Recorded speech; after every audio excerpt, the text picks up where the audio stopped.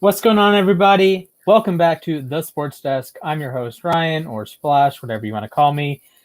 We got our boy, Jack. I actually did the right direction this time. So Jack's chilling. Actually, I have a little bit of a new look. I turned the table in my room. So we got the wonderful NFL board behind me. That's outdated. Well, yes, I know that. What did you notice first that was outdated? Out of curiosity. Just a couple of the helmets, nothing too special. Okay, that's fair. We have a Take Me Out to the Ball game, and then we have some posters from when I was in high school. So exciting stuff. I still have my bland wall. I think we had the same color wall. Do we? Might.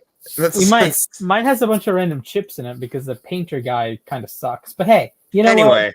It's okay. How are you doing, Jack? My wall feels about as bland as I do because I woke up on, what was it? I want to say Wednesday morning. I think it was. And I got a notification on my phone from the U Stadium app.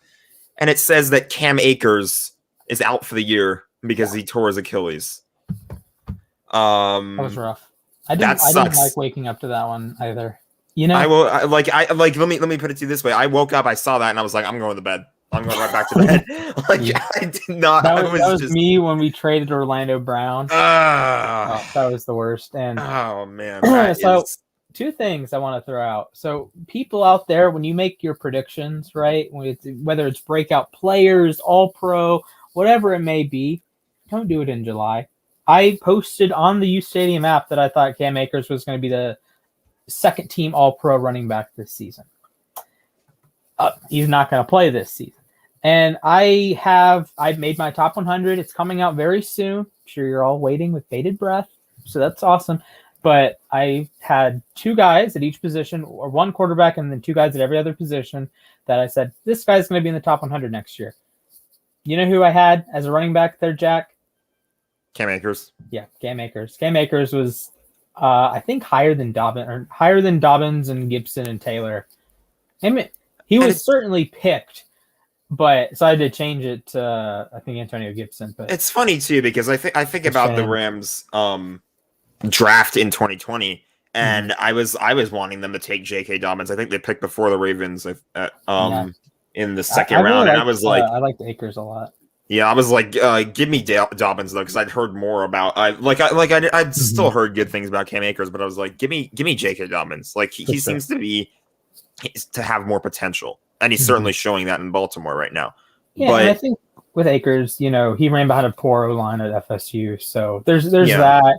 And in Los Angeles, I think he probably had a better opportunity to be like a superstar than, say, a J.K. Dobbins, for instance. Now, that's more of a Los Angeles versus Baltimore than a Akers is better than Dobbins. I would take Dobbins, but I think I had Dobbins as the higher rated prospect, top 40 on my board, so this isn't even like a Ravens thing. When Eric Dickerson, because Eric Dickerson is making a push for the Rams to bring back Todd Gurley, which I'll get to in a second. Okay. When I said that, Eric Dickerson, that was my reaction. On some drugs right now. That was my reaction. I'm going to be completely honest. When he said that, though, he was talking about how the Rams, when it comes to running backs, the Rams' offense is kind of plug and play, pretty much. That's fair. You can put anyone in the backfield, and the proof is C.J. Anderson. They literally pulled C.J. Anderson off the streets in week 15 or something, and the dude just balled.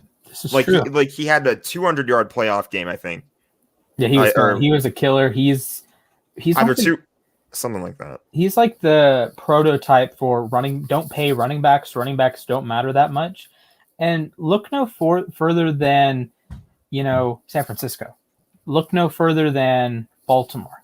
Look no further than, I would argue Cleveland, but Nick Chubb is awesome, and I don't want to discredit Nick Chubb or Kareem Hunt for that matter. I'd say New England a little bit. I mean, their record didn't really show it, but I think New England was pretty efficient last year when they came to whether it was Rex Burkhead or Sony Michel.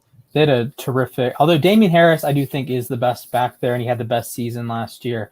But when you have a talented offensive line like a New England, like a San Francisco, like a Cleveland, the value of the running back position like takes a little bit of hit, because I think you're looking for different things. This is why Raheem Mostert didn't really stick in other places, but he sticks in San Francisco, because if the offensive line holds for half a second, Mostert's in the end zone, really. But if it's, say, a fundamentally more talented back, let's take Cam Akers for the sake of this argument. Cam Akers is a better back than Raheem Mostert. I think that's pretty solid, but you need that speed element. This is what made Philip Lindsay so good in 2018, that you're getting every single possible yard. Akers is going to like create some yards here or there. Dobbins last year was in the top 5 and created like yards over expectation among running backs. It's like Henry, Chubb, Cook, and then the 2 Baltimore guys, I think, something goofy like that. Yeah. But if you're Mostert and you have 15 yards of green grass, he is one of the most likely players in the NFL to pick up those 15 yards of green grass. You know, Akers might turn 3 into 6. Mostert's going to turn 15 into 15, but he's going to get 15 more often than not. You know, Akers might get 12, you know, and those extra yards add up. Those add up into more first downs, more touchdowns, you know, and that's why San Francisco was awesome in 2019, even with Raheem Mostert, a guy that's been cut by literally a quarter of the league. He's been on like 9 different teams. So the value of the running back position, especially in an offense as talented as the Rams and with Sean McVay and what they do, I want people to realize the Rams went to Orchard Park, were down 25 to the Buffalo Bills. The rest of the game, they had an equal run-pass split. They would have won the game if Josh Allen doesn't have a miracle throw, like super late. Or if there's not that. The 3rd and 21. I'm mad at that still, but there was also that phantom PI in that. That's fair. So the end of that one they came back from down 25 in a game with an even run pass split. This wasn't Goff slinging it around. This wasn't anything out of it was a perfectly balanced, as all things should be, game, and they came back from down 25. So this Rams offense is incredible. It sucks that, you know, McVay and Akers aren't going to get year 2 together quite yet, but it does open up, you know, Darrell Henderson, and you can go in on Gurley if you want to. Yeah, like Darrell Henderson, I'm still a fan of. I thought he showed a lot of flash. Like in 2019, he had flashes. He barely had that many carries, but when he did carry the ball, I could tell he was working really hard. 2020, he pretty much becomes number 2. I would say Malcolm Brown kind of went from number 1 to number 3. And then Darrell Henderson he put in a ton of work last year. I think he really showed it when he did he's had more limited snaps than the other 2 did, but I think he really showed it when he had his opportunities to play. And I think he could be a pretty good starter for the time being. The expectation for some people now is that they're going to maybe bring in another running back like Todd Gurley, for example, to replace Cam Akers for a year. First of all, no. If you want to bring up the hot take meter and get it up to Pepper X, we can go ahead and do that right now, because that was I understand. Yeah, what if we did the hot takes at the start of this show? Ooh. You want to do that? Yeah, let's do that. That would be fun. Here, let me finish this point though. Yeah. Todd Gurley, the only positive at this point that he would be bringing to the Rams is name value. Like his name record. People know him from like 2019 and before that, when he was like pretty much the MVP of the league. Like he was in MVP conversations in 2017. Absolutely. And 2018 for that matter. Yeah, in 2018. The problem is his knee. And Rams fans are probably sick of hearing about Todd Gurley's knee, but it's true. Like his as soon as those issues came up, the more I think back on it, the more I kind of feel like the team was ready to move on. They kind of had the feeling like, okay, we're probably not going to get much value out of Gurley in the future if his knee continues to act up and these issues keep happening. And it's also how the relationship between the two sides ended, because you had the Rams end like in March, I think they released him. Like they straight up released him. They didn't trade him or anything. They just straight up cut him. And then Todd Gurley proceeds to go on Twitter and rant about how the Rams owe him money. And he would do this time and time again. And I'm pretty sure I don't even think they've even paid him fully yet. I'm not 100% sure on that. Yeah, he's still on your payroll. Yeah. And then he he goes on to the Falcons, and when I think about Todd Gurley on the Atlanta Falcons, the number one thing that comes to mind is his accidental touchdown against the Detroit Lions with like a minute or like under 2 minutes left in that game, and he falls into the end zone, which gives Detroit the ball back and current Rams QB Matthew Stafford a chance to win the game. That was a great drive by Stafford. That's one thing that's super exciting. I don't think Goff does that. No, Goff never does that. Even with Woods, even with Kupp, even though the Rams have a fundamentally better offense than Detroit. Although I think Detroit's kind of an awesome offensive line this year. Decker, Sewell, and Ragnow. And if you get even remotely okay guard play, they're going to be nice. And I mean, that's what you want, because like with a guy like Jared Goff, if your offensive line doesn't exist, it's going to be a long year. I remember all the arguments I would have with Holden. Yes, it was. I kept trying to blame the O-line in 2019. Yeah, I really did. Yeah, Justin, we're doing hot takes right now, so I'm on the app, like looking for hot takes. So that's why I liked your post there, buddy. Friend of the show, Justin, by the way. So you want to do hot takes now, or we'll jump right in? Let's do it. All right, let's do it. Do it at the beginning. Right.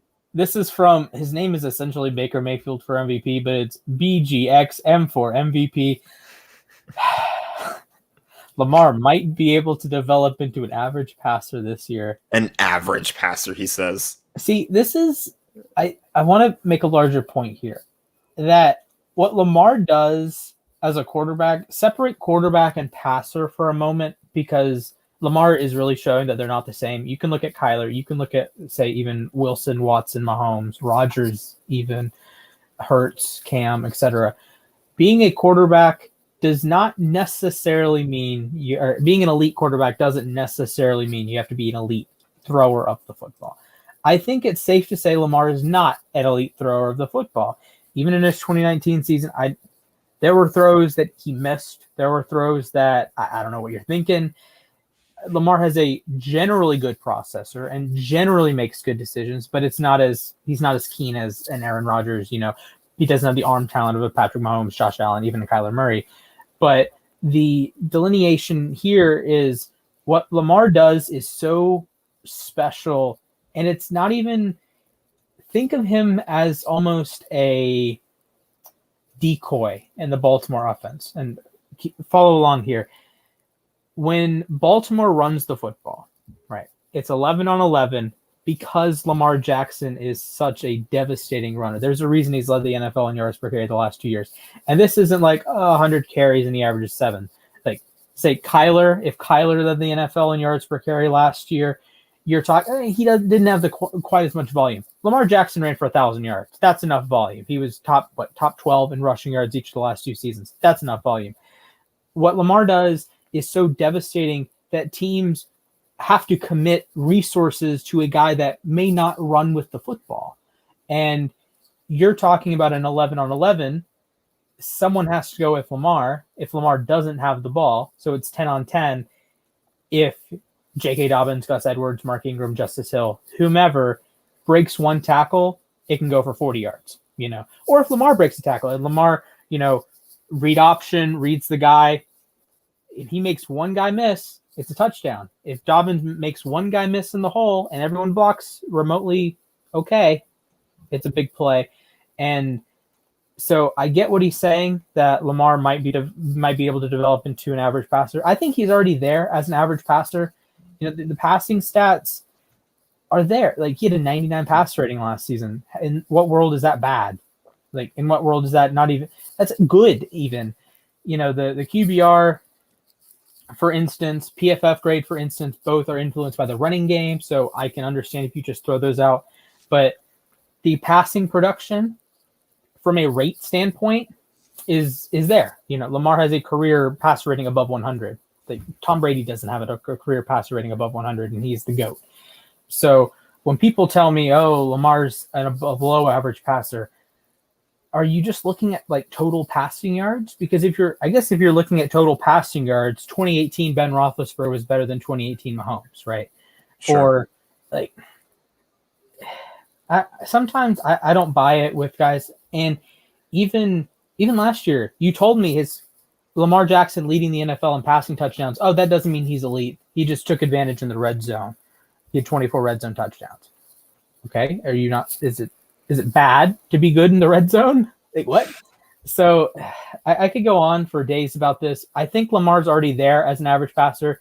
There's weeks that he's a top 10 passer. There's weeks he's not in the top 10 or bottom 10, sorry.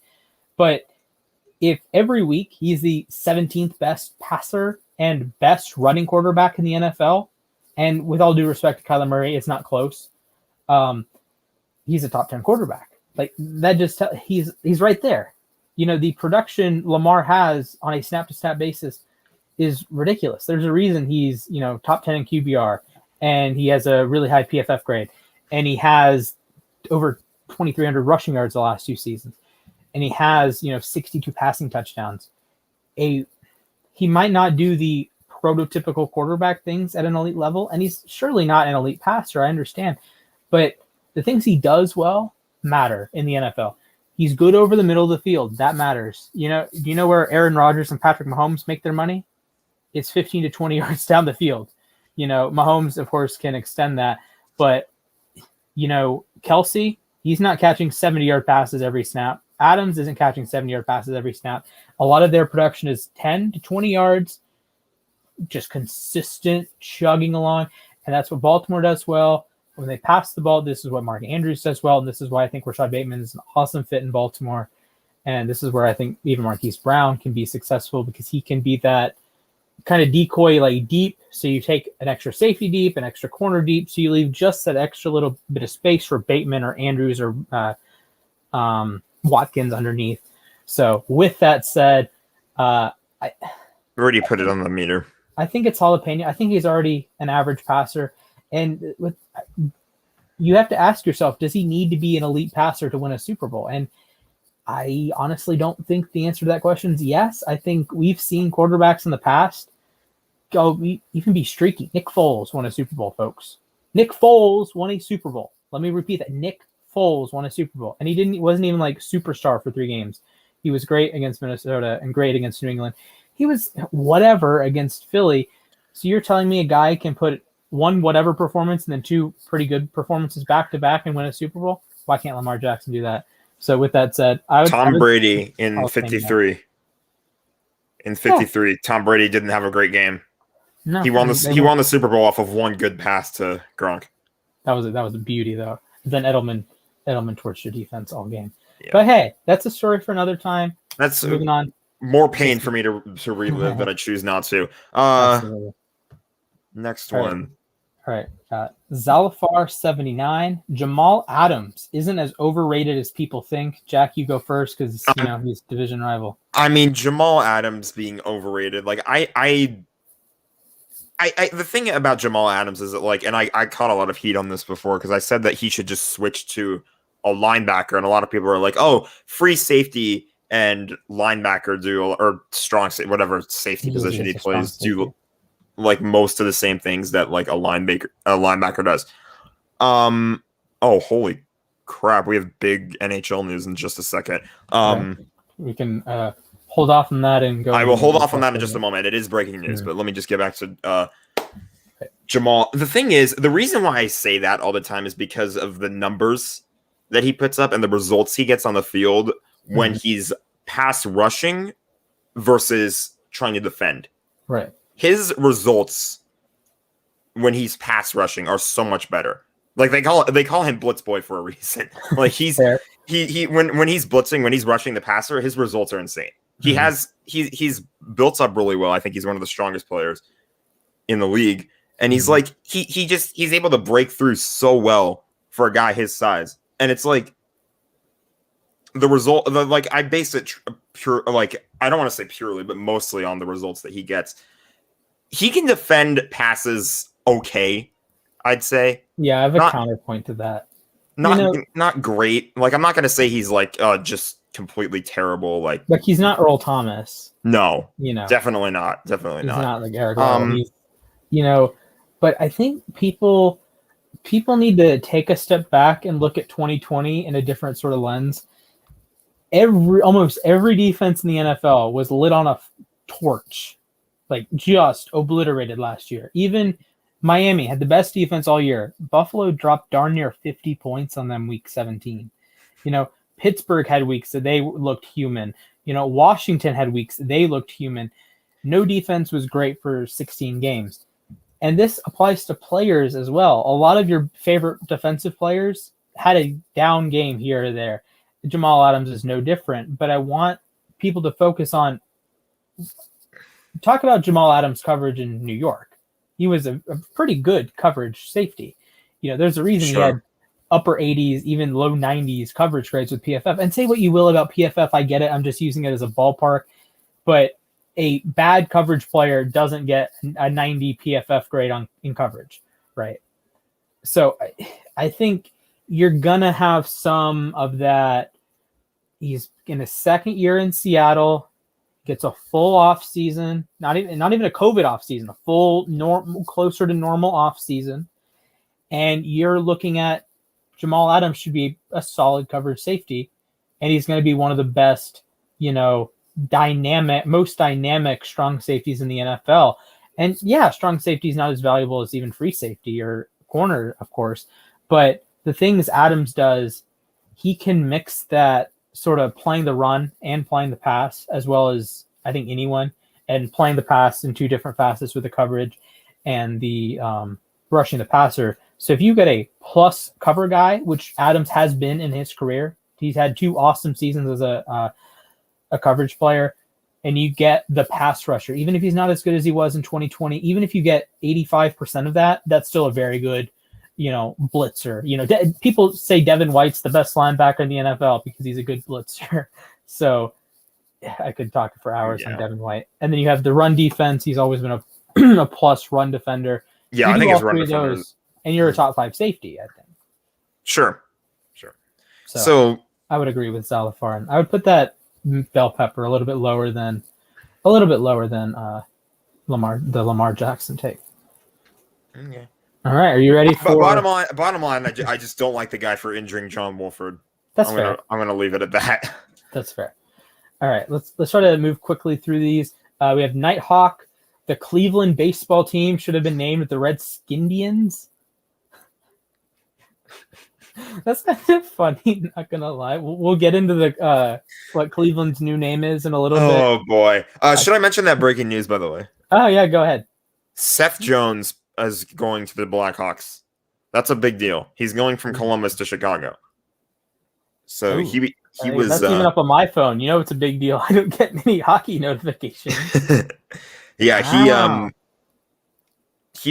I remember he came to Columbus, and then I think it was I want to say the Johansson trade. Not 100% sure on that. But him going to Chicago is a big deal.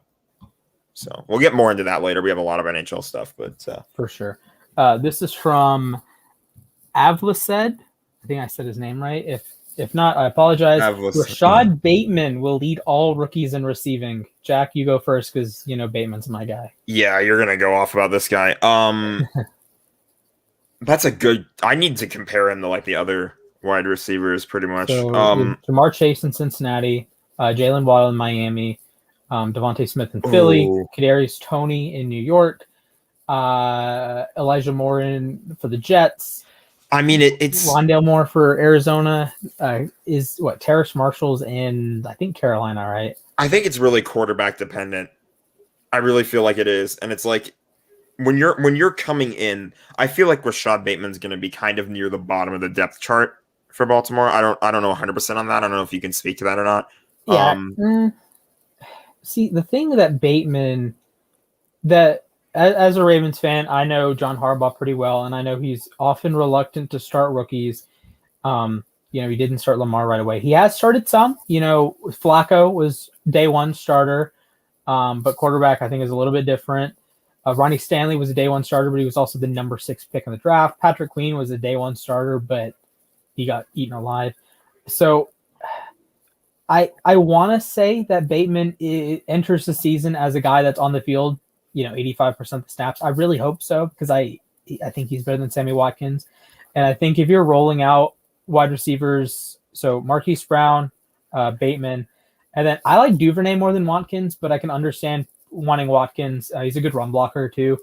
So I can get that, but I think Bateman should definitely be one of the top 3 receivers in Baltimore. But yeah. I think he'll work his way up there. Yeah, for sure. And I think this is a pretty hot take.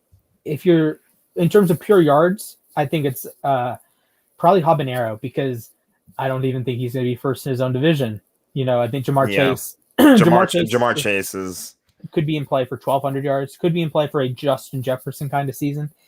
Devontae Smith. It's the quarterback. It's the offense there in Philly. I love Devontae Smith. I think anyone that's watched anything I've talked about with college football knows I love Devontae Smith. I like Waddle, but those aren't offenses that I think you're going to be pushing the ball down the field a lot. And, if the Eagles win, say, 10 games, it's not going to be because Jalen Hurts at 4,500 passing yards. It's going to be because they had an awesome run game. Miles Sanders was an all-pro caliber player. If Miami wins 12 games, it's not going to be because Tua threw for 5,000 yards. It's going to be because he threw for 4,000. It's going to be because he threw for 4,000 yards and 40 touchdowns, and they had a really good defense. So I would go Chase here. I would argue Rondale Moore, but I know people in Arizona love AJ Green for some godforsaken reason. But I think Chase is the easy pick here. The other quarterbacks taken in the first, or other receivers taken in the first round, I don't think they have the situation. Burrow is arguably the best passer of the rookie quarterbacks, of the rookie receivers, apostrophe quarterbacks. But I think Chase is a guy that puts up 1,100 yards. I would say this is a Habanero take. Now, Bateman could lead all rookies in receiving touchdowns. That is, I think, in play. Touchdown seems more likely. Yeah, we've seen, Marquise Brown has 15 touchdowns over the last 2 seasons. Mark Andrews has 18. They're 2 of 11 guys with 7 in both seasons. That's a list Travis Kelce's not on. Mark Andrews is. That's a list that Jared Cook's on. George Kittle is not, because he has 7 total touchdowns. But yeah, I'd say receiving yards, Habanero. Receiving touchdowns, I don't think it happens because it's one of those Chase things, or even a Devontae Smith, or not a Devontae Smith, even a Jalen Waddle. I think he could catch 8 or 9 touchdowns in Miami. I'd probably go Tabasco for the touchdowns. Baltimore doesn't have the volume in the passing. If Baltimore's winning 14 games again, it's not because Lamar Jackson threw for 5,000 yards. It's because he threw for 3,300 yards, ran for 1,000, and the Ravens had 3,500 yards on the ground and had another all-time great rushing season. That was kind of a point that I was working towards too as well. I feel like Baltimore's run game is obviously a big part of their offense, so it's probably gonna be a lot harder for somebody like Bateman to be up there in terms of receiving yards when Baltimore's running the ball so much. Yeah, and I can even throw it back to a Hollywood Brown article that I wrote. People nowadays focus so much on the volume stats. I remember being in arguments last season heading into the year that, Devontae Adams isn't that good. He only has 1,000-yard season or whatever. And people just totally throw out that he's an all-time awesome playoff performer, and they totally throw out that he had 997 yards twice, which is essentially 1,000. If he catches one more ball, he's like a 3-time 1,000-yard receiver, and they went off this season. People focus so much on, did he get to 1,000 yards? Did he get to 10 touchdowns? Well, no, but that doesn't mean you suck. J.K. Dobbins had 800 yards. He was one of the more productive rookie running backs just based on efficiency. Lamar Jackson's never going to lead the league in rushing yards, but he's probably the single most electric ball carrier in the NFL, with all due respect to Tyreek Hill. But I think people need to slow it down on the volume stats with rookies. And I think numbers across the league, are going to take a sizable dip. I don't think we have a guy even throw for 40 touchdowns next year. The 17th game throws a wrench into that. I don't think anyone is going to throw for 2.5 touchdowns a game. So 40 and 2.5 touchdowns a game. Yeah, that would be funny if you throw a half touchdown. That would be cool. I think the league leader will have 41 touchdowns, which that's in a 17-game season. In a 16-game season, that's 38, essentially. So I don't think we're going to have a Rodgers or Mahomes throw for darn near 50. Maybe it could happen, but I think defenses are going to take a step forward. This is going to be a year. Bet some unders. I think bet some team unders. Bet total game unders. I think scoring's going to be a little bit down. not down like I'm not talking every game's gonna be 7-3, but some of those 35-31s, they're gonna be 28-21s, right? So with that said, let's move on to Nebraska is a contender for football this year from Brian H. Yeah, no.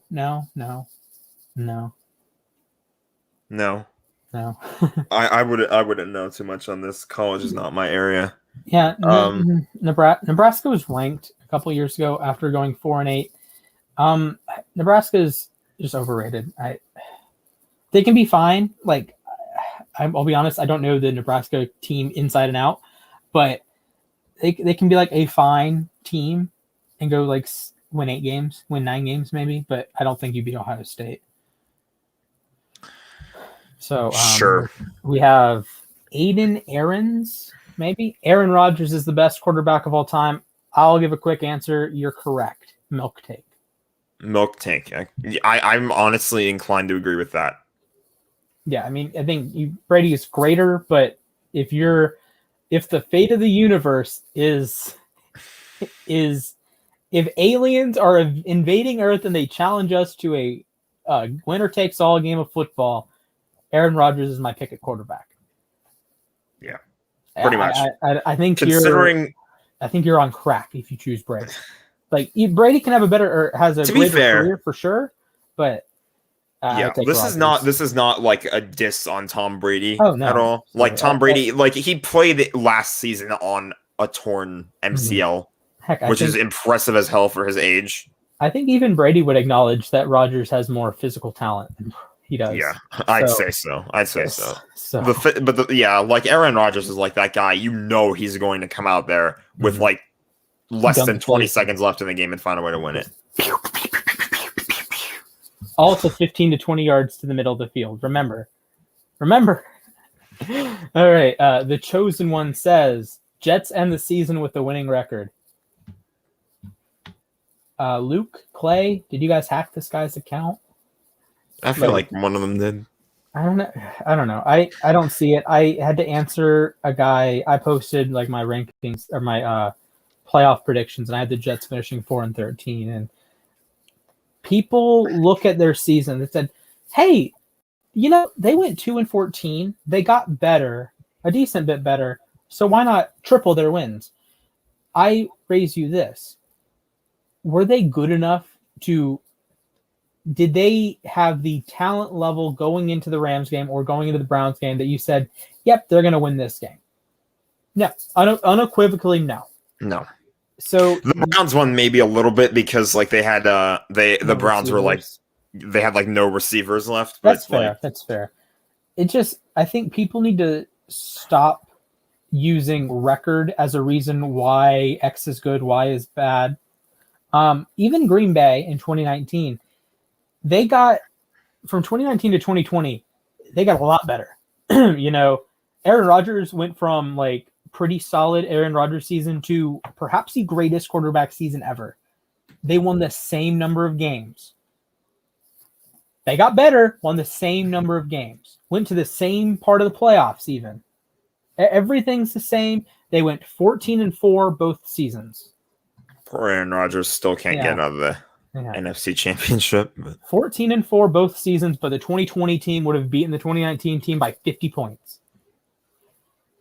Or even like Pittsburgh last year, people would say, "Oh, they finished 8-8. They're going to be," and they bring Ben back. They're going to do this. They're going to do that. They're going to do this. But they kind of lucked into going. They started 8-3 with Mason Rudolph and Duck Hodges. After they lost the first 2 with Ben Roethlisberger, they won 8 of their next 11. Like the Chiefs, I can't think off the top of my head of a Chiefs stretch that they won 8 out of 11 in 2019. Like, come on now, that's unsustainable. Of course, the Steelers did end up winning 12 games, but they were dispatched in the first round of the playoffs. And I think people need to slow down with they won 2 games. The Jets, in this case, they won 2 games. They upgraded at quarterback. They upgraded at right tackle. They upgraded wide receiver core, running back room, defensive back. They upgraded everywhere. Have a better coach. Oh, yeah, they're just going to triple their wins. No, in my eyes, the Jets are with the Jags as the worst team of 2020. I think the Jags had a little bit more upside. Like if they played, I think the Jags would win because I frankly don't trust Sam Darnold. That's the whole reason, is because they're pretty evenly matched, and the Jags have the likes of Miles Jack. A quarterback not named Sam Darnold. That's important in the modern NFL. The joke that I saw going around all over the place was that Gardner Minshew was trying to ruin the Jaguars' tank. Yeah, so look, I think the Jets were the worst team last season. I know the record's not going to say that, but for me, they're going from, I don't know, a half-win team to a 4 or a 5-win team. Other people are saying, oh, they're going from a 2-win team to an 8-win team. I work for guys that said they're going to win 8 games. And with all due respect to Luke and Clay, I disagree. So I don't see the Jets having a winning record this season. They can be competitive. That's fine. They might win 6 or 7 games. That's fine. I don't think they get to that 9-8 mark, because at 9-8, you're talking about you're winning 2 or 3 division games. They're not beating the Bills. I know that. I don't think they beat. If the Bills lose to the Jets this year, a Patriots defense, I just don't think it happens. If the Bills lose to the Jets this year, I don't know what I'm going to do. I like something ridiculous has to happen there, because I don't know what. Yeah, so I'm gonna go. We're gonna go Ghost Pepper. Ghost on that Pepper one. Is what I was thinking. Just don't see it. This is from Tyler White. Jeudy and Sutton combined for the most yards of any receiving duo. You have Drew Lock as your QB. Good luck. There you go. We don't have to spend too much time. I pretty much said it all. Sam Howell leads North Carolina. This is from friend of the show, JWD. Sam Howell leads North Carolina to an ACC championship win over Clemson. The quarterback talent's there. College football. Quarterback talent is absolutely there with Howell. I get it. But I gotta lean Clemson there. DJ Ukulele. My boy, DJ Ukulele. But his name is like Ukulele, something like that. But I think Clemson wins there. I hate to be Alabama and Clemson and Ohio State and Oklahoma. Frankly, college football always seems like that. It tends to seem like that. But Clemson is loaded everywhere. And I don't think granted, yes, the better quarterback. I think DJ is going to have a strong year for Clemson. I don't think there's going to be a huge gap between Howell and Ukulele moving forward. All right, we have 3 more. This is from CSAU18. Dalvin Cook will rush for 1,000 yards and also have 1,000 yards receiving. You know what? I'm not gonna throw it up too high. I'm gonna probably go like habanero, I'd say. Okay. It's a long shot, but I think Dalvin Cook is the kind of guy to have like this is like a Derrick Henry type season, pretty much. I think. See, my thing here is I don't think Cook's a good enough receiving back to have 1,000 yards receiving. It's McCaffrey, Falk, and Ricky Waters. McCaffrey, that's what I was thinking. Roger Craig. It was Roger Craig, Marshall Falk, and Christian McCaffrey. Falk's in the Hall of Fame. Roger Craig should be in the Hall of Fame, and Christian McCaffrey is like a unique specimen who could probably start at wide receiver for half the league, but he plays running back. Cook is an awesome player, don't get me wrong, and he will probably have 2,000 yards from scrimmage. Hopefully he's healthy. Should have 2,000 yards from scrimmage, maybe even 2,200 yards from scrimmage. I don't think he's getting 1,000 through the air. Maybe like 1,400 and 800. I think that's fair. 1,500 and 750. But that would be a great season. But I don't think he's getting to 1,000 receiving yards. So hopefully he's healthy the entire year. I love watching him play. But with that said, I'm going to have to go. I think I'm going to go Carolina Reaper because it takes a special breed of running back to have 1,000 yards in both regards. And Cook is a special back, but he's not. If there's a spectrum between running back and receiving back, Christian McCaffrey is the perfectly balanced as all things should be. Dalvin Cook is too far over in the rushing side of things for him to get to 1,000 receiving yards. This is, he's not as run-centric as, say, a Derrick Henry or a Nick Chubb, but I don't think he gets to 1,000 receiving yards. 1,000 rushing yards, book it, 1,200, 1,400, even 1,500 yards maybe. Could be offensive player of the year even, but there's a chance he's getting to 1,000 receiving. Yeah, I hope it's Stafford, but there's a chance for Calvin too. All right, we got Hotep, Jazz of Iloa. Jack should stop watching the MLS! ! I want you to zoom in on my camera really quick. As soon as I saw this pop up on my screen, I was like, I know exactly what I'm going to do for this. Actually, I can make you go full screen here. You can make me go full screen. Nope. That's nope, you. Nope, that's you. That's you. Switch it around real quick. I don't know if you can, how well you can see this. This is me live downvoting your comment. There is no way I'm gonna stop. That's a Pepper X take. We were arguing about this last night. The thing about MLS is that a lot of people tend to hate on it because it's not like real soccer. It's not a real league because a lot of people are like coming over from like Europe or something and like playing there because it's like, oh, they just want somewhere to play because retirement league is what people keep saying. I can't stand when people say that because there's a lot of players here. Yeah, there are some really awesome players in MLS, and a lot of people kind of also don't really realize too is that like there's a lot of homegrown players are in MLS. A lot of teams like to have players come from their location, like a lot of LA. Like Jordan Morris at Seattle, right? I don't know. I think so, yeah. That's dating myself, but yeah, Jordan Morris at Seattle.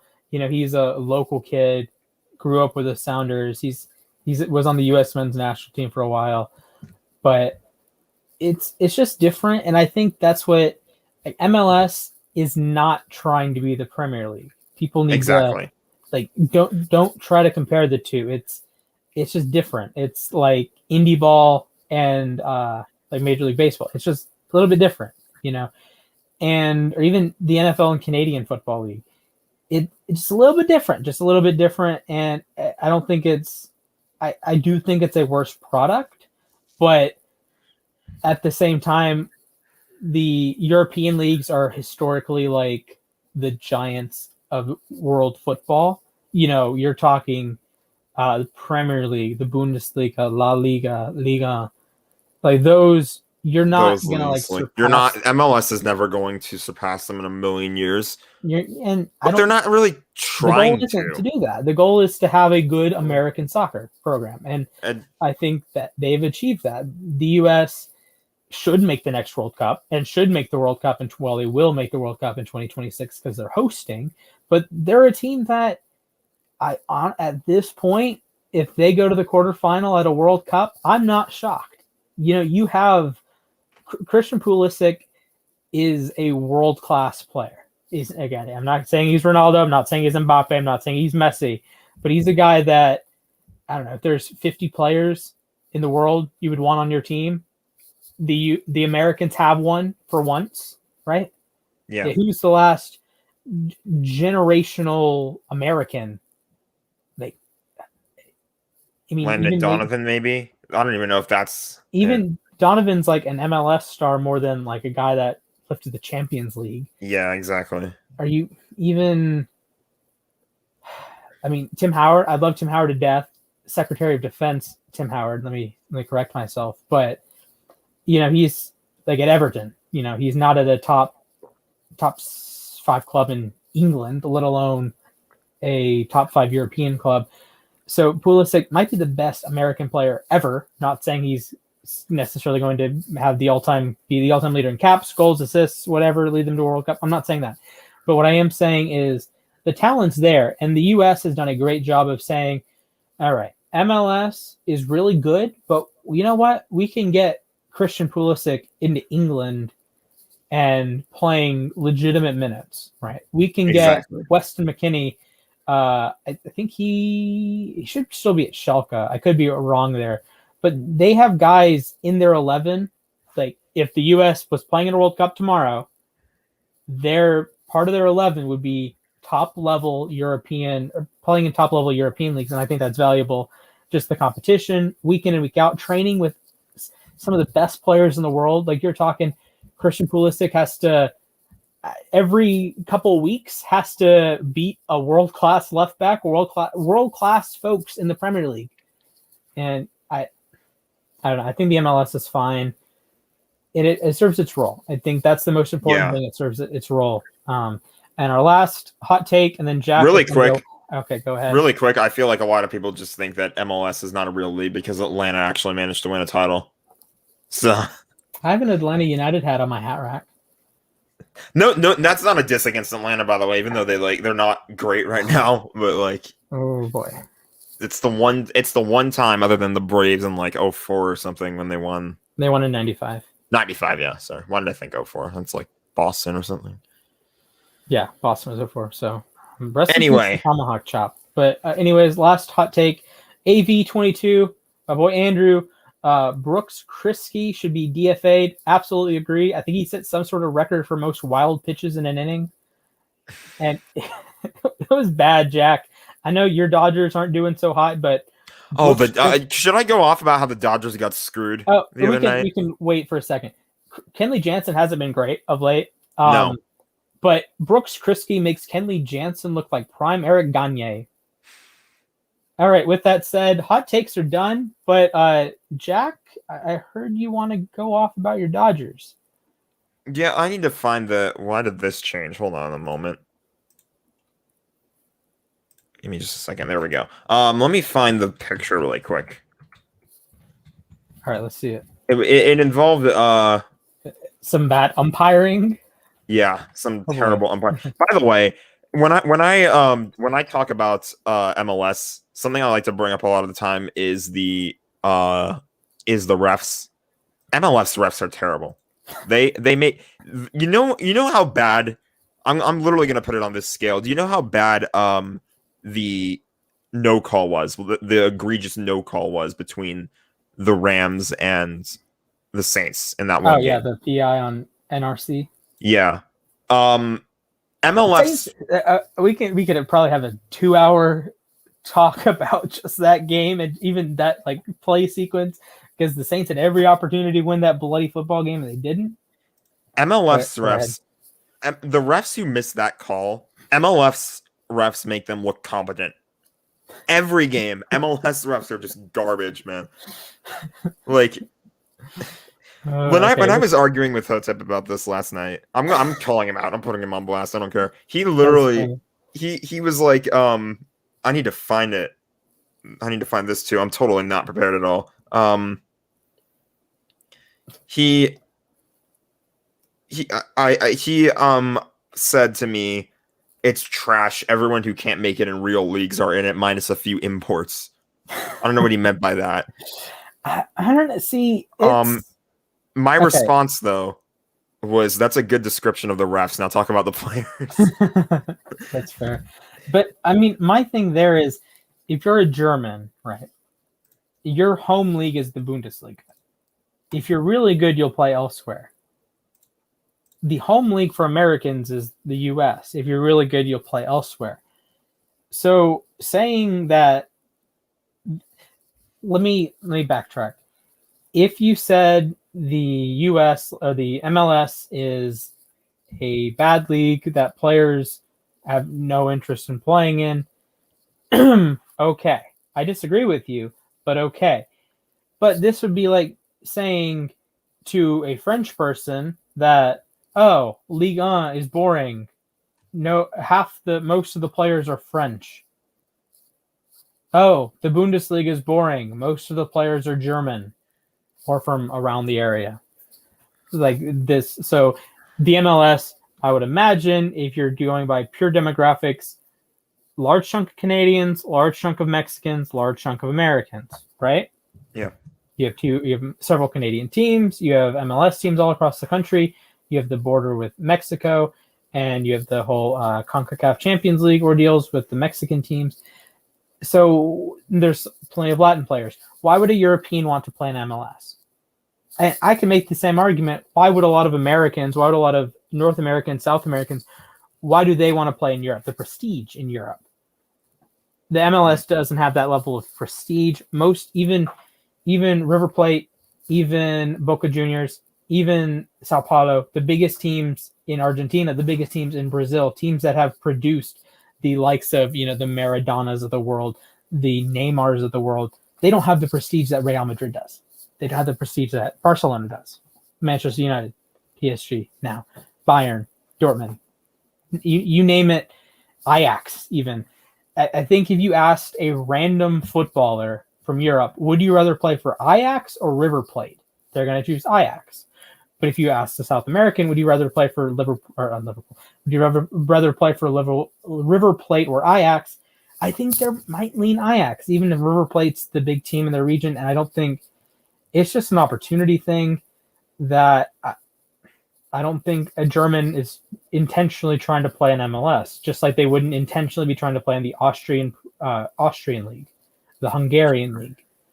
They're going to play in their home league or better leagues or better teams in other leagues. So if you play with, Galatasaray in the Turkish league, sure. Or RB Salzburg in Austria, sure. But you don't want to go to a middling team in Austria, do you? So okay, that's my point. So back to the Dodgers. Let me give you the context. Dodgers are up 3-2 with 2 outs in the 9th.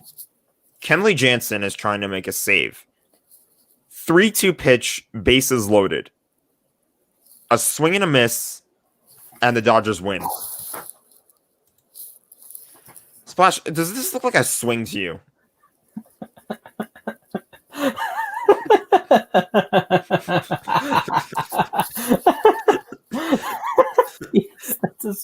What? Yeah, that's a swing. In what world is this a check swing? In what world? Oh man. In what world? And this is called. And that looks like belt high too. That looks like it would have been a strike zone regardless. It's it might be outside or inside, but Darren Roof, however you pronounce that. Yeah, Darren Ruff. I don't know. That's a rough call there. Yeah, it is a rough call there for sure. All right. So your Dodgers. Because what you're telling me is the Dodgers suck. What I'm telling you is that this is a strike, and the game should be over. And instead, what happens is it's a check swing. Ruff goes to first, and that means the game-tying run walks across the plate. A couple other, and then I get a save for my fantasy team. So thank you, kind umpire that gave me 8 free fantasy points. Hate on the Dodgers all you want, diss them all you want. I know the app was going fucking crazy last night, saying, "Oh, screw the Dodgers!" Like, hate those guys. Yeah, guys, that's a swing and a miss and a strike. That's the game. I don't care who you are. That should be game over. Dave Roberts lost his mind. It's been a while since I've seen him get ejected, but he lost his mind. And I don't blame him at all. That was the wrong call by a long shot. I'm not blaming the whole loss, the whole struggles on the umpiring, because obviously Kenley Jansen is not in his peak form, right? I guess we'll say, for lack of a better term. He's just not. He goes through these. He's a really streaky player. It feels like when he's good, he gets really good. Also all closers to some degree are streaky. Even Will Smith can't pitch in non-safe situations. There was a point in the season that he had an ERA over 6 in non-safe situations and an ERA under 1 in safe situations. He's 17 of 19 at the time in safe situations. And but if it's a tie game, 9th inning, he's along 5 home runs immediately. Or if he's up 6, you better believe the Braves have to bring in another bullpen arm after Will Smith allows 4 earned. That also brings me to my next point, is that this is Dave Roberts being typical inconsistent Dave Roberts. When he makes good decisions, he does good and he gets praise, and he should. You won the World Series. Well, I guess that was the Rays kind of helped you there with. Well, we can talk about that as long as we want. But the thing is, the same thing happened last night.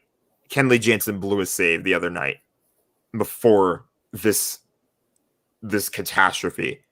And knowing that had already happened, Dave Roberts still put him in. I understand the confidence in your guy. Like, oh, it's just one game. And, let's go get it, Kenley. Go get him again, Kenley. Like that. No. When he has made a mistake like that, you should not play him again. You need a different closing picture. I don't know who is there for you to have, but you really need to like look at other options too. Don't just keep. This is literally what the Dodgers did before the Astros came out as being cheaters. They won Game 7 in Los Angeles, which I knew you were going to mention. But and Game 2. Who is that one guy that the Dodgers kept pitching? What was his name? Was it even 2017 or was it 2018? I think it was 18. Was it the guy from Brendan Morrow? No. Okay. I want to get this guy's name. I want to call him out. What's his name? Breaking news: Jack Mitchell calls out a random MLB player. He's not gonna see it by a long shot. I'm gonna tag him. I'm gonna go on the Stadium account and tag him with it. I think someone would pay attention more so if an account with like 85,000 followers. I don't know how many followers we have on Twitter. It was Madsen. It was Brian Madsen. Ew. He kept screwing us over.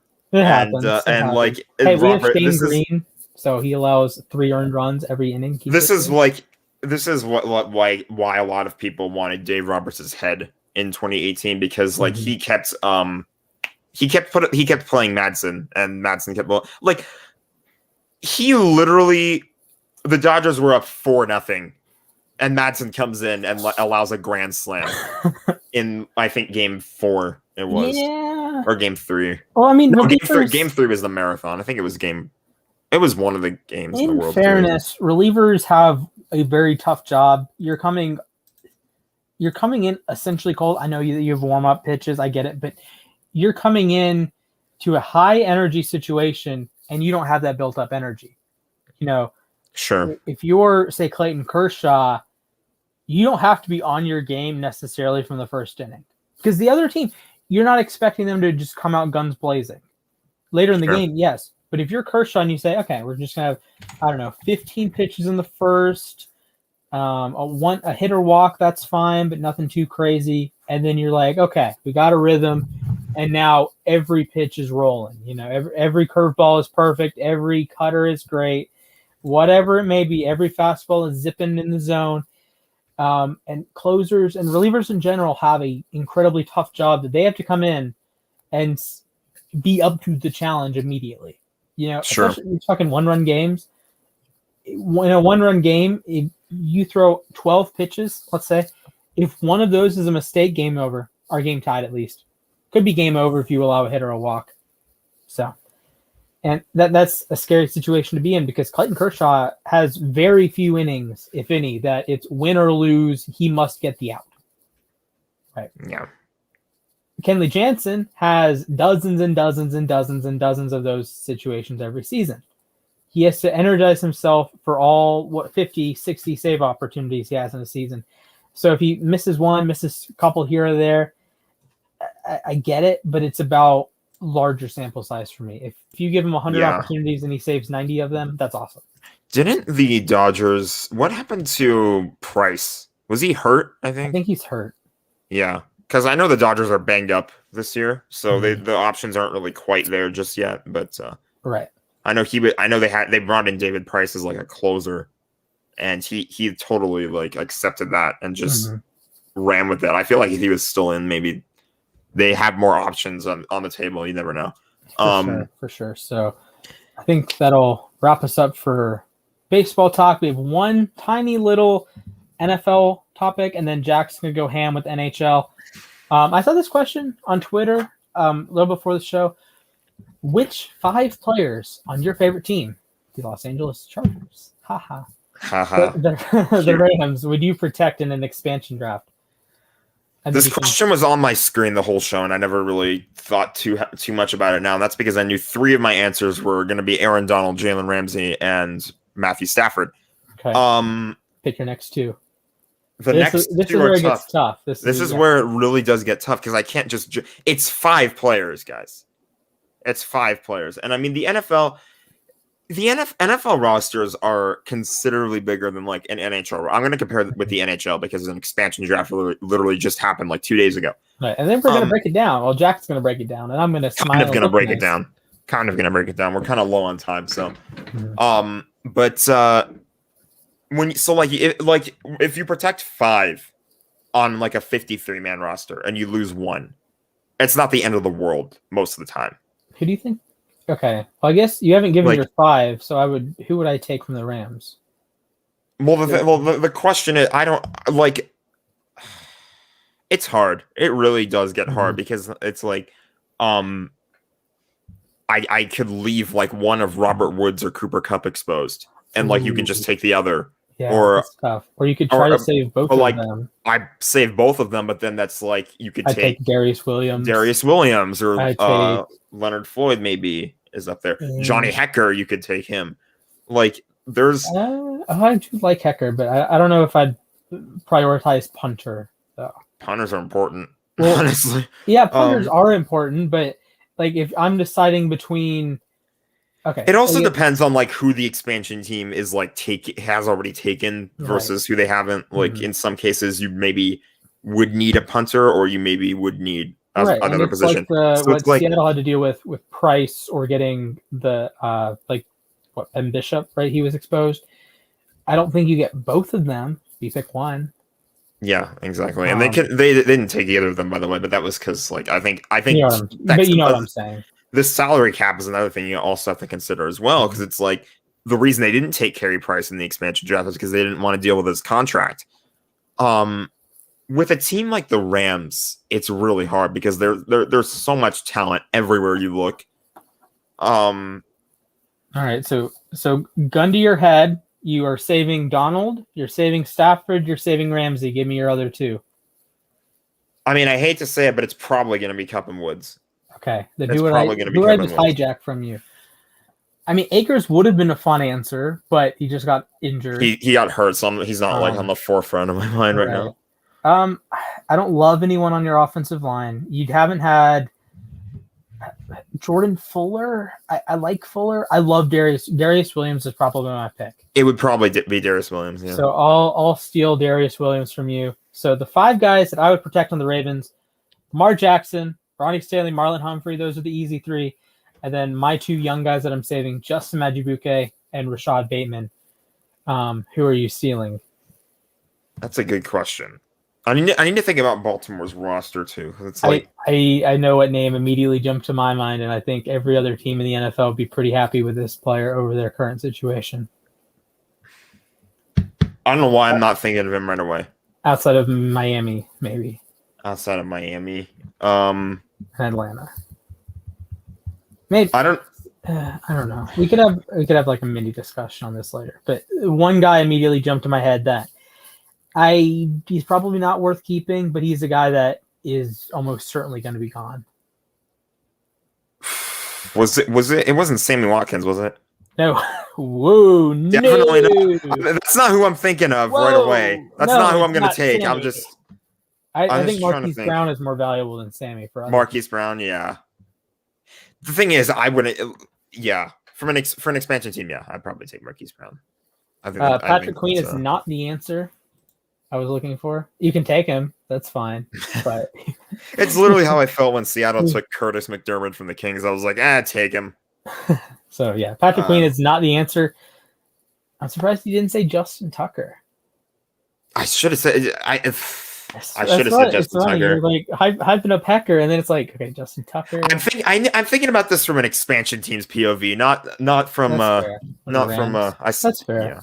I mean, if you're taking one player from Baltimore, I think Tucker is probably the most, like, in terms of like value at a certain position, because like Baltimore has good players for sure, like Marcus Peters and your friend Marcus Peters. My good buddy Marcus Peters. Good. Mark Andrews is probably a guy that a lot of people would say is in their top 5. Calais Campbell's old. Patrick Queen, Harrison, Owe, Marquise Brown. You have a number of guys that maybe, but Justin Tucker is unequivocally would be the best kicker on the market for sure. And if you're building it from you want as talented of a roster as possible, having the best kicker in football is a good start. So with that said, then.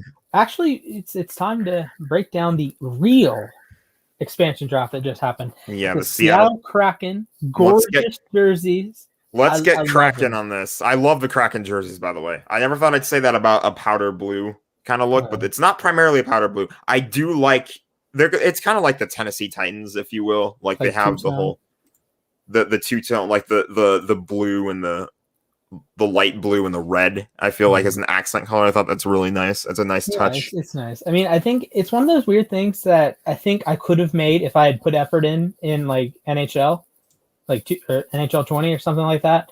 But I think it's really well made. It's better than what I think happened with Cleveland and the Guardians of the Galaxy.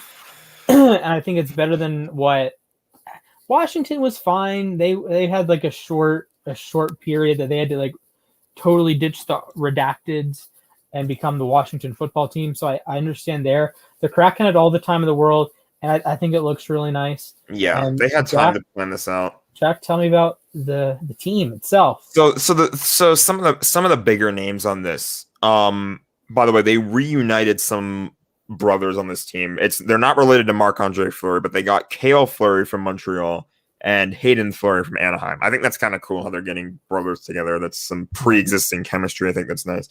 I'm going to go for the obvious ones for my two favorite picks from this team. I'm disconnecting my headset. Jeez.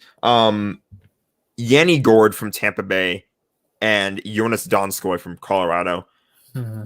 This is low-hanging fruit, though, because like Tampa Bay and Colorado last year were stacked, absolutely loaded to the point where it's like you cannot. If you're protecting 9 skaters and the goalie, you're gonna leave 1 or 2 guys out of it, and you just like there's no getting around that. Yeah, this is for the NFL, the world. This would be like the Chiefs trying to hold on to Mahomes, Mahomes, Kelsey, Hill, Orlando Brown, Chris Jones, Honey Badger, L'Jarius Sneed, Clyde Edwards-Helaire. You're going to lose some talent. It's literally the problem I just ran into when we were doing that question Tampa. Just now. Like imagine if Tampa, even if you said save 15 players, you're still giving up a good player. You're giving up a guy like Antonio Brown, perhaps. You're giving up even Brady. Brady might be available in that situation. Or an Antoine Winfield, maybe not Winfield specifically, but one of the corners might be available. One of the dominant edge guys, JPP might be available, and Ndamukong Suh might be available. And that's 15. That's a quarter of the roster more than a quarter of the roster being protected. And you're still going to lose a Pro Bowl guy. Colorado's in this situation.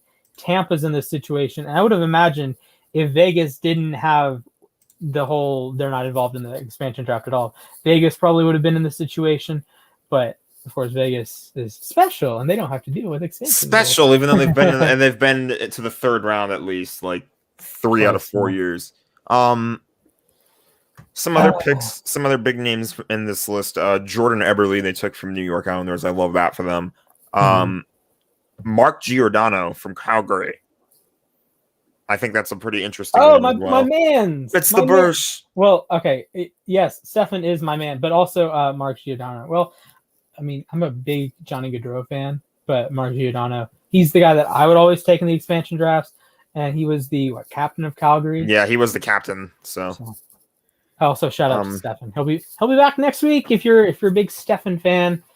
So with that said, any other news before we wrap it up here, Jack? A couple more names I want to mention here. They took Vitek Vanacek from Washington. I think that was a nice pick as well because he played pretty solid. I mean, even though the Capitals did get an early exit in 5 games to Boston, I still think Vanacek played solid. I'd say he played solid throughout the season as well. They have Henrik Lundqvist as their starter, and he could not play last year, so I thought that he filled the role nicely, and Seattle saw him and made the acquisition. I think that was really nice. So good move by them. And if you're wondering what I think about them, I already kind of did mention it, but Curtis McDermott from the Kings, watching Curtis McDermott try to play hockey has been painful. He has been else, and he's like also been back and forth between the NHL and the AHL way too much. Oh man, that roast him there. It's not. However, I should not try to piss him off because the one thing I will say, you get him mad, that guy can kick some ass. Like he fights so well, it's not even funny. So it's like that's funny. Yeah. So Seattle, I don't know if I'm not gonna just jump into conclusions and say, oh, they're gonna contend or they're gonna suck, because we kind of jumped into conclusions about Vegas in the last expansion draft. And they went to the Stanley Cup final. So it's like, and my team got swept by them too. So there you go. Okay. So, I mean, I guess before we move on, if you were leaning one way or the other, of course, hockey is incredibly volatile. If you had to lean one way or the other, I'm leaning more negative. I think Vegas did a better job of infusing their team with talent than Seattle did. And Vegas was a team that I think Seattle is going to do what people thought Vegas would do and finish, 14th, 15th, 16th in the West, and they'll be at the top of the draft board in the coming seasons. Sure. So I think you're looking at 60 points, 70 points, while Vegas was over 100, if I remember correctly. So if they can get something to happen. So I didn't love everything I heard out of Seattle, and I am a casual hockey fan. I get that. But I know enough players that if you list off 30 and I only recognize a couple, we'll see. They went with a lot of depth, I think, to start out with. Like a lot of these people are going to be on like kind of prove what you can do right now first, starting for an NHL team. See what can happen. Who knows? You could find some gems in there. I don't know. All right. Well, I think that's going to wrap us up. Anything we want to touch on? NHL draft is tonight. It's actually starting in just a little bit at the top of the hour, so we'll have our eyes on that. Once again, did not get the number one pick. The Kraken, who, by the way, they took what was his name? Tyler Pitlick from Arizona. They took him and then traded him right away. So, and they picked second tonight. So I don't think they're gonna. We'll see what they do with that pick. Right, and I'm gonna drop a quick flex, by the way, because the Kings officially have the best draft room in the NHL. They've set this up in their locker room. That is sick. Yeah. That's a nice draft room right there. Really in their locker room, they got the 3D logo. They got the light going. They have the TV set up all over the place. I think it looks great. Yeah, that looks nice. So, speaking of other things that look nice, shout out to the Milwaukee Bucks. # Suns in 6. Suns in 6, more like Bucks in 6. Yeah. Sorry, Dan. Sorry to you and your buddies in the podcast that told me every day, Suns in 6. It was not meant to be. The Suns will probably be good, very good next season. But congratulations to Giannis. 50 burger in Game 6 of the finals. No one ever does that. Absolutely deserve that ring. I think it's the first time in 63 years since 1958 Bob Pettit that a guy had a 50-point game in a closeout game. Of course, LeBron had 51 in Game 1 and 18, but we know how that turned out. Me being sad. But regardless, shout out to the Bucks. Shout out to Giannis, 2-time MVP, Defensive Player of the Year, Finals MVP. He's only 26. At age 26, he has more MVPs than Jordan did. More MVPs than Jordan did.